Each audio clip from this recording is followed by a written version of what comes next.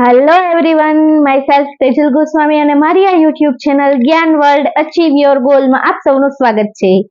તો ચલો બાળકો, આપણે કન્ટિન્યુ કરીએ. ઓકે, આપણું 9મા ધોરણનું અસાઇનમેન્ટ પેપરનું જે સોલ્યુશન કરતા હતા એ જ કન્ટિન્યુ કરશો. અને જો તમે મારી ચેનલ પર જો હજી નવા જ આવ્યા છો તો મારી ચેનલને સબસ્ક્રાઇબ કરવાનું ભૂલશો નહીં, અને જેનાથી તમને એજ્યુકેશન રિલેટેડ તમામ અપડેટ મળતી રહેશે. Okay, thank you. ચલો કમોન બાળકો, શું છે? મોનિકા પાસે 551 મીટર સ્ક્વેર ક્ષેત્રફળ વાળો કેનવાસનો ટુકડો છે.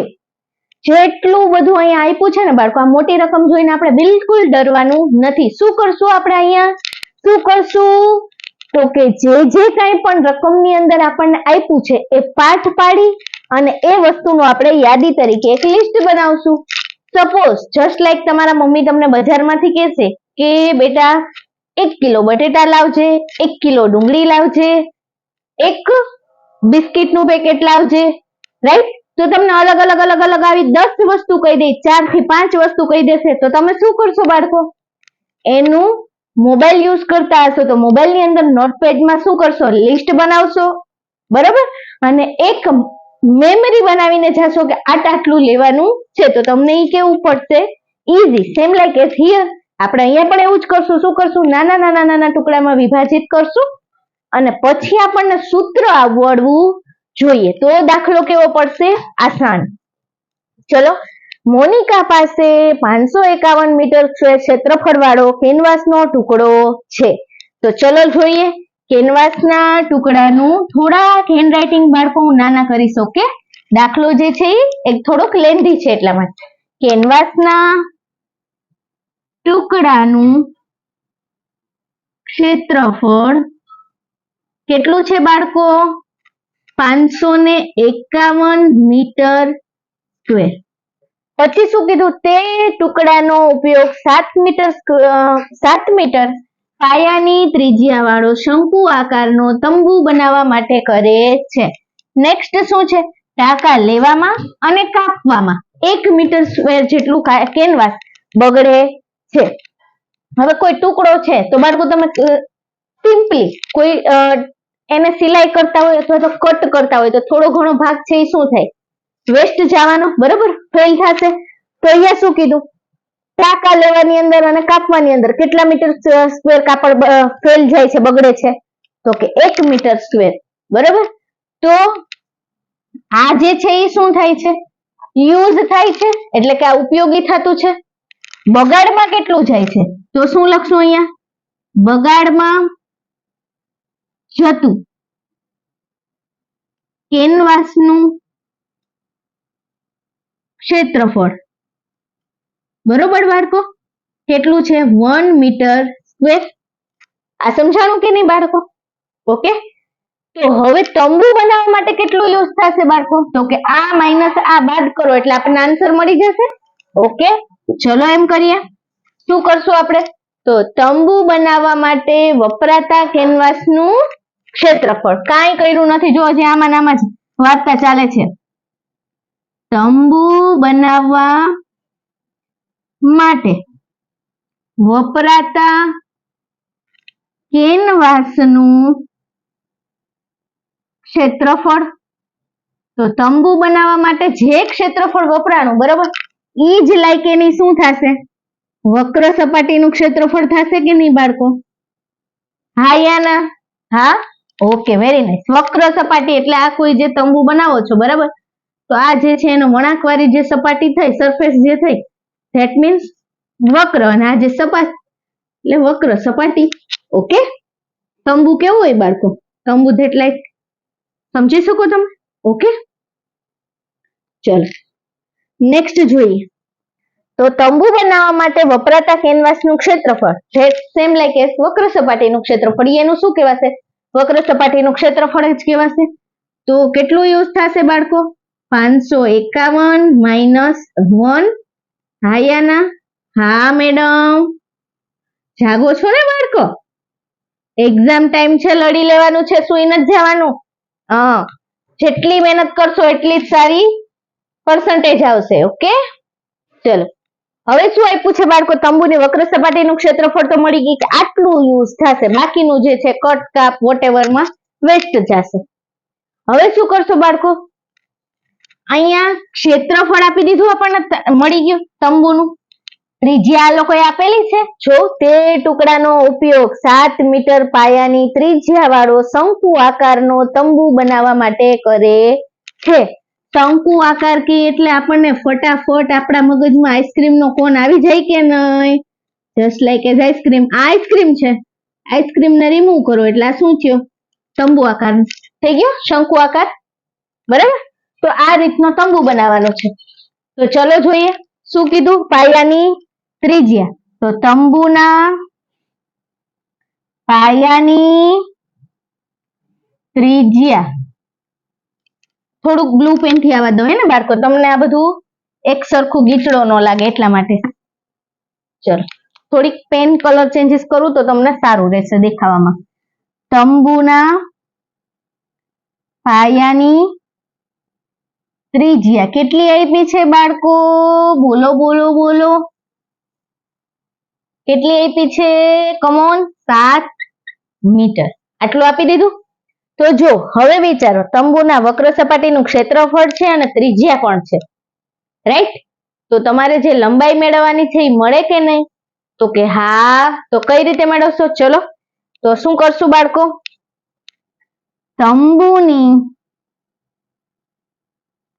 વક્ર સપાટીનું ક્ષેત્રફળ, વક્ર સપાટીનું ક્ષેત્રફળ બરાબર શું થશે બાળકો? સૂત્ર, come on, yes, very nice, pi into R into L.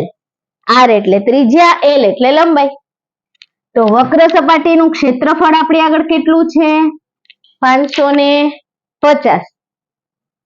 પાઈ ની વેલ્યુ આપણને કાંઈ કે નહીં ને બાળકો, એટલે શું લઈ લેવાની? 22/7. આર બરાબર શું છે? 7. એલ આપણને ખબર નથી. 7 7 કટ આઉટ, ઉડી ગયા બાળકો. હવે આ એલ ની હારે 22 છે એ ગુણાકારમાં છે, સામેની સાઈડ જશે તો શું થઈ જશે? શું થઈ જાય બાળકો? ભાગાકારમાં. નહીં. તેથી એલ ઇઝ ઇક્વલ ટુ 550 ભાગ્યા 22. આ સમજાણું બાળકો? હવે 550 ભાગ્યા 22 ધેટ મીન્સ 11 પંચા 55, 11 દુ 22. હાયાના બાળકો 11 11 કટ, 2 ગુણ્યા 25, 25 દુ 50. તો મને એલ બરાબર કેટલું મળ્યું?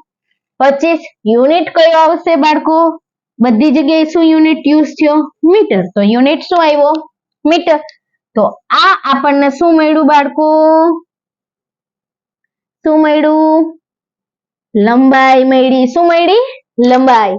ઓકે, હવે આગળ જઈએ. હજી આપણો દાખલો પૂરો નથી થયો બાળકો. શું મેળવવાનું છે? તંબુનું ઘનફળ. અહીંયા સુધી આપણે પહોંચવાનું છે. ઓકે, તો તંબુનું ઘનફળ મેળવવું હોય બાળકો, તો એના માટે મારે શું જોઈએ? શું જોઈએ? એચ જોઈએ. શું જોઈએ? એચ.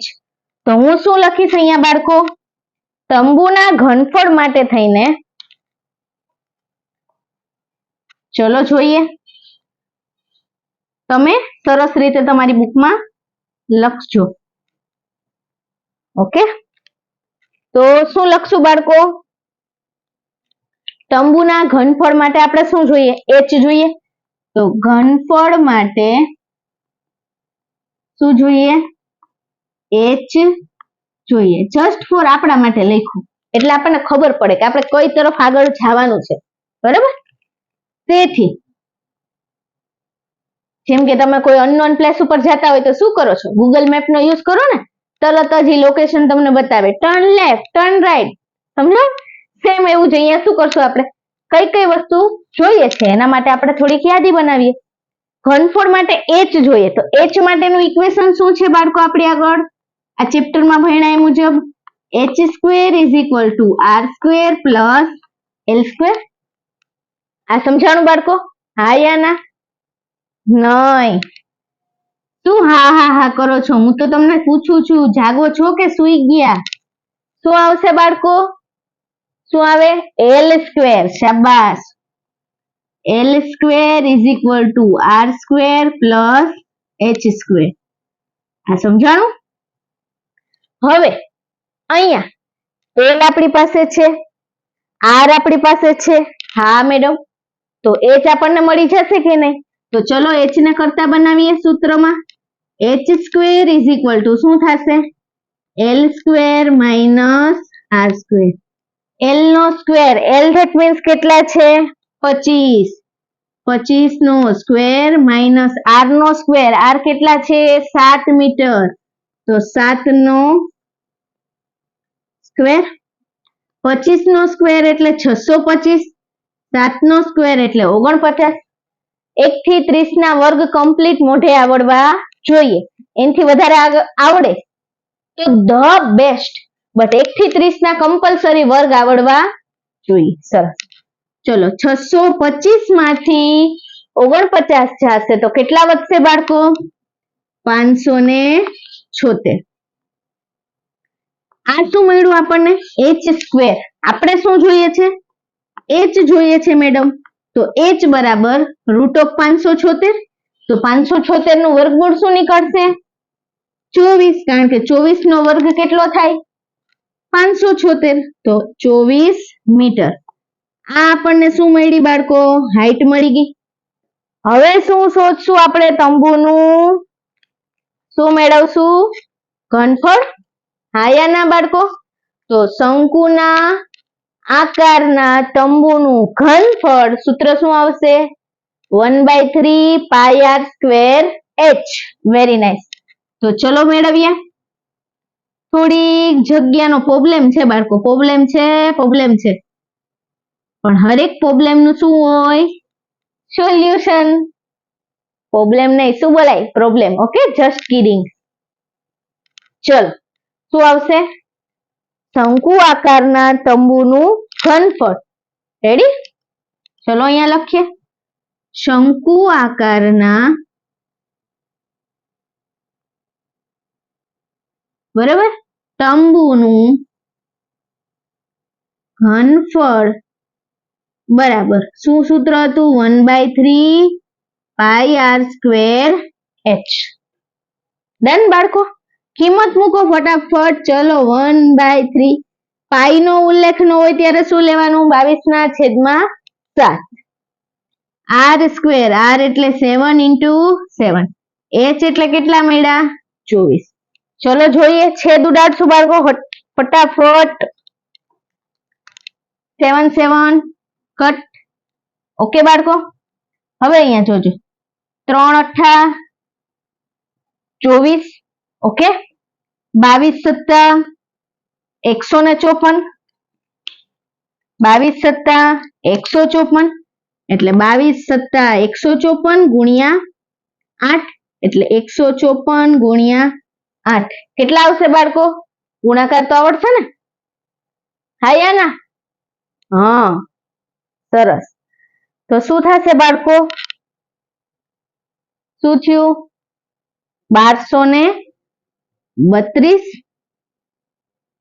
શું આવ્યું? 1232 મીટર ક્યુબ. ઘનફળ હોય એટલે શું આવે? Metre cube.